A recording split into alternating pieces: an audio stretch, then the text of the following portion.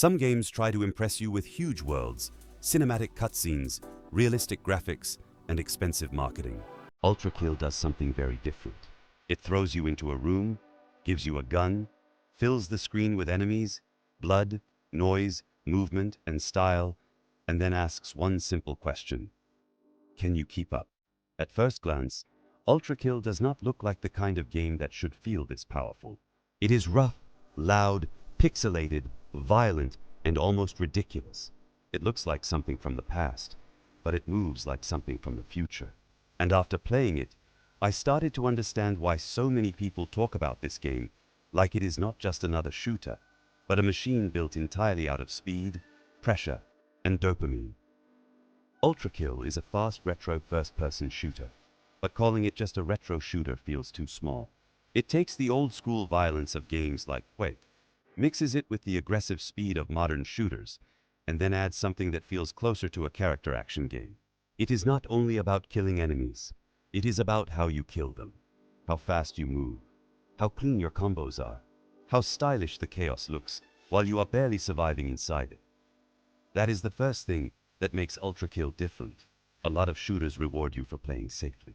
Stay behind cover, wait, reload, heal, move slowly. Ultrakill does almost the opposite. It rewards aggression. It pushes you forward. It makes standing still feel like a mistake. And because you regain health through enemy blood, the safest place is often not far away from danger, but right inside it. That sounds insane, but it changes everything. You do not play Ultrakill like a normal shooter. You do not hide and wait for the fight to calm down. You dive into the fight, because the fight is where survival happens. Blood becomes health. Movement becomes defense. Style becomes momentum. The game constantly teaches you that fear is slower than action, and that is why the gameplay feels so addictive. Every room becomes a small test. Not just can you win, but can you win better? Can you move faster? Can you switch weapons more creatively? Can you turn panic into control? Can you make the fight look intentional, even when your brain is barely keeping up? When I played, I noticed that Ultrakill creates a very specific feeling. You are always close to losing control, but rarely completely out of control. The game is chaotic, but it is not random. Underneath the blood, explosions, coins, dashes, jumps, and screaming metal, there is a strange kind of rhythm. At first, you are just trying to survive. Then you start to understand the flow. And once the flow clicks, the game becomes dangerous in a different way. It becomes hard to stop. That is where Ultrakill feels more human than many bigger shooters. It does not need a massive open world to feel exciting. It does not need realistic animation. It does not need a 10-minute cinematic to make you care. It understands the most important thing about action games: feeling. The feeling of moving fast. The feeling of landing a shot at the last second. The feeling of escaping death by doing something stupid, risky, and somehow perfect. The visuals help because they are not trying to be clean. Ultrakill looks harsh on purpose. Bright colors, sharp enemies, old-school textures, and brutal effects make everything readable at high speed. It is not beautiful in the normal sense. It is beautiful like a warning sign, or a broken machine, or a nightmare running at 200 miles per hour.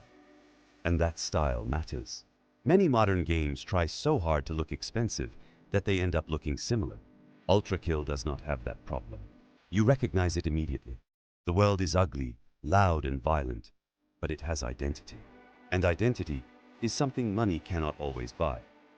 That is also why the game fits the indie space so well.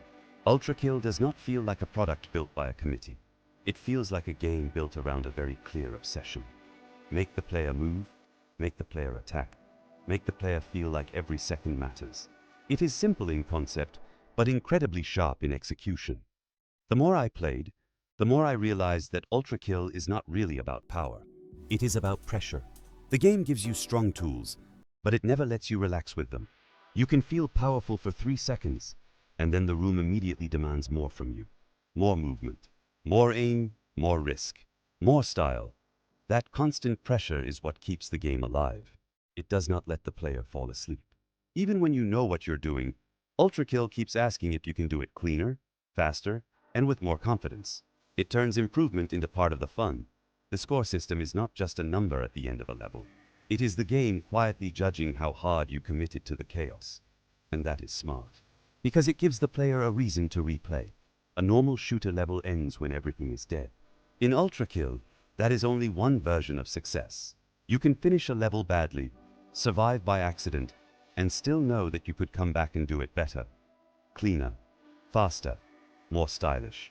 That feeling is dangerous for a player, because it creates the classic thought, one more try, one more room, one more run, one more attempt to do the same fight, but this time without panic. That is the loop, and it works, because the game respects skill without making the first experience feel pointless. You can stumble through a fight and still enjoy it. But if you want mastery, the game is waiting for you. This is where Ultrakill separates itself from many modern shooters. A lot of games give you progression through unlocks, levels, cosmetics, battle passes, or numbers going up. Ultrakill gives you progression through your own hands. You are not only getting stronger because the game gave you something. You are getting stronger because you are actually learning to move better, aim faster, think quicker, and make better decisions under pressure. That kind of progression feels real. It is one of the reasons older action games and arcade games stayed memorable. They did not always need huge systems. They needed a good loop. Ultrakill has that loop. Fight, fail, improve, return, destroy, repeat. But what surprised me is that the game is not only mechanical. There is a strange mood underneath all the violence. The premise is simple and brutal. Mankind is dead, blood is fuel, and machines are descending into hell to find more of it. That sounds like a joke at first, like something written only to justify endless violence. But the longer you play, the more that world starts to feel weirdly sad. There is something lonely about it. You are not a hero saving humanity. Humanity is already gone. You are not fighting for a bright future. You are a machine moving through the remains of meaning. The game is absurd and funny, but it is also strangely bleak. Under the speed and jokes and blood, there is a dead world running on momentum. That is part of why Ultrakill sticks in your head. It is ridiculous, but not empty. It is violent, but not bland. It is fast, but not shallow. It has a tone. It has a voice. It knows exactly what kind of nightmare it wants to be. And maybe that is the lesson here. Ultrakill does not beat bigger shooters by having more money. It beats them by having sharper intent. Every part of it seems to point in the same direction. Speed, aggression, style, pressure, and rhythm. It does not waste much time trying to be everything. It knows what it is, and it commits completely. That is something a lot of modern games struggle with. They want to be shooters, RPGs, live service platforms, cosmetic stores, competitive games, social spaces, and cinematic universes all at once.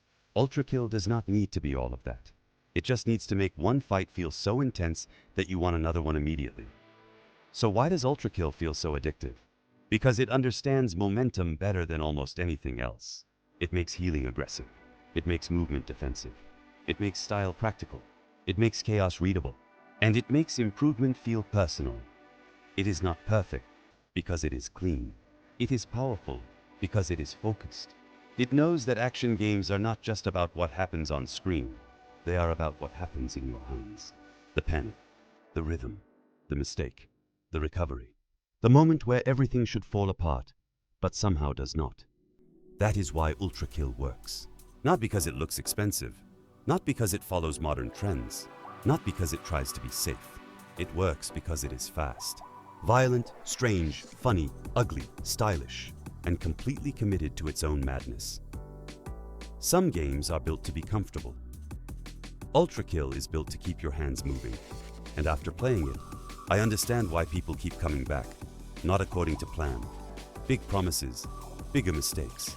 And sometimes, a small indie shooter can feel more alive than games with 100 times the budget.